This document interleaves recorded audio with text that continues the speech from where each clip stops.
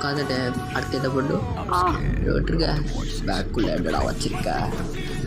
ஒன்றும் இல்லைங்க, கொள்ளையடிச்ச படத்தை பார்க்குறேடா. எங்கே இவ்வளோ படம் வச்சு பேங்கில் கொள்ளையடிச்சு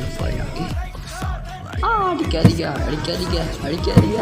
சாப்பிடா அடி வாங்கினா தாண்டா உனக்கு தெரியும். அடிக்குது வலிக்குதியா? அடிக்காது.